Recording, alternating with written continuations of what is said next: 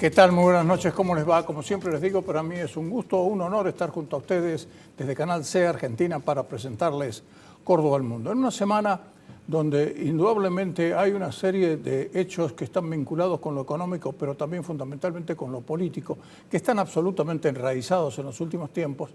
y quizá como nunca han tenido una virulencia, digamos, desde el momento mismo del 14 de febrero, en que se produjo el nacimiento del escándalo cripto hasta el presente. Porque, por ejemplo, esta semana va a ser fundamental lo que acontezca en el Congreso Nacional, tanto en la Cámara de Diputados cuanto en la Cámara de Senadores, porque allí también el clima está enrarecido a partir de no solo los hechos que ocurrieron fuera del Congreso, sino dentro, y particularmente, y particularizando dentro de la propia bancada, que es muy pequeña, de La Libertad Avanza, porque allí las disidencias llegaron a los trompis, es decir, en un momento determinado un escándalo bochornoso que se produjo en la Cámara de Diputados con representantes, que son los representantes del pueblo en definitiva, tomándose a golpes de puño, algo inconcebible que ocurriera, pero ha ocurrido aquí, como también ha sucedido, hay que decirlo, en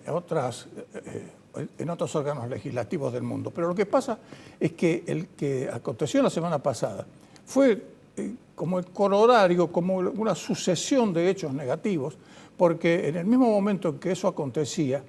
había una batalla campal provocada por delincuentes y barrabravas que estaban en el exterior del Congreso,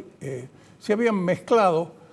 se habían camuflado, digamos así, o tomado como bandera la justa reivindicación que tienen los jubilados porque están cobrando desde hace muchísimo tiempo, no de ahora, sueldos directamente de hambre. Y para colmo, con un fotógrafo que recibió el rebote de una bomba de gas lacrimógeno, pero le pegó en la cabeza y su estado sigue siendo muy delicado. Ya se sabe que en el país hay un sector que está en este momento perdidoso en las elecciones, que permanentemente, cuando no está en el gobierno, ya saben cuál es la actitud que toma, es decir, de obstrucción, de recobrar la conquista de la calle, que la han perdido desde hace bastantes meses, y todo esto pensando en que, aunque hay fechas concretas para el comienzo de la campaña electoral este año está en marcha porque eso es folclórico dentro de los argentinos. Pero fíjense ustedes el nivel que hacía prever una cosa de estas, porque un personaje tan repudiable como Mario Eduardo Firmerich, el día anterior a la marcha de los jubilados, es decir, el martes anterior, había llamado él a que se juntaran todos los dirigentes a apoyar a los jubilados en su reivindicación. ¿Y de quién se sirvieron? Los kirchneristas y los camporistas, de los que lo han hecho siempre, es decir, sus vinculaciones con los delincuentes que están en las barras bravas de distintos clubes. Y lo más bochornoso todavía es que todos los detenidos, a pesar de que la mayoría de ellos, está comprobado eso, la mayoría de ellos cuentan con frondosos antecedentes de violencia, fueron liberados por la jueza que estaba a cargo de tomar la determinación porque dijo que tenían el derecho constitucional de protestar. El derecho constitucional de protestar es indudable, está en la Constitución, pero